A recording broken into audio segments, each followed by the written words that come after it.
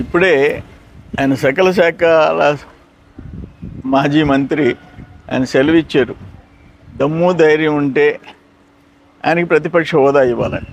అంటే ప్రజలు ఇవ్వని ప్రతిపక్ష హోదా కోసం అడుక్కు తింటారా? 1 సంవత్సరం 3 నెలల నుంచి అడుక్కోవటమేనా? నాకు అర్థం కాల.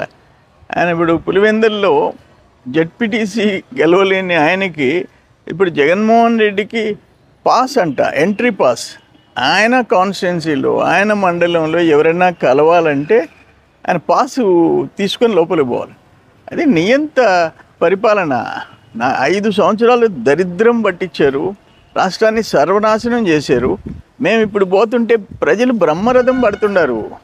ప్రజలు బ్రహ్మరథం. దేనికి మేము జనాలను ఫేస్ చేయలేకపోతాం? మీరు ఒక బిడ్డకి ఇస్తే మేము 3, 4, 5గురికి ఇస్తున్నాము. మీరు 13,500, 6,000 కేంద్ర ప్రభుత్వం కలుపుకొని పిఎం కిసాన్ ఇస్తే మేము అన్నదాత సుఖీభవ 20,000 ఇస్తున్నాము. వాళ్ళకి రాష్ట్రమంతా తిరిగేదానికి మహిళలకి ఉచిత బస్సు ఇస్తున్నాము. 3 గ్యాస్ సిలిండర్లు ఇస్తున్నాము.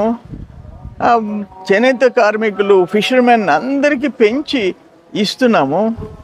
దేనికి మేము జనంలోకి పోలేకపోతాము? మీరు 1,80,000 మొత్తము డ్యూటీ చేస్తే గిరిజనులు, హరిజనులు ఇళ్ళు మేము 2,55,000 చేశాము. దేనికి మేము జనంలోకి పోలేకపోతున్నాం?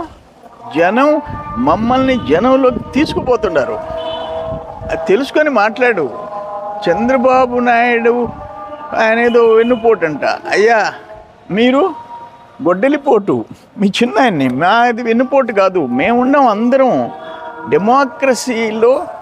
ఆమె చేతుల్లో నుంచి పార్టీని నిలుపుకున్నాం రాష్ట్రంలో.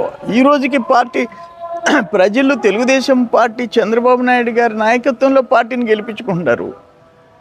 వెన్నుపోటు అయితే గెలిపించుకోరుగా. మీ పరిస్థితి అక్కడ గొడ్డలి పోటించి మా మీద పెట్టి గెలిచినారు మీరు. ఇప్పుడు ఏమైంది? 11కి పరిమితమైనారు. కానీ ఏదైనా మాట్లాడేటప్పుడు కొంచెం కాకపోతే కొంచెం బుద్ధి ఉండి మాట్లాడాలా. బుద్ధి లేకుండా మాట్లాడకూడదు.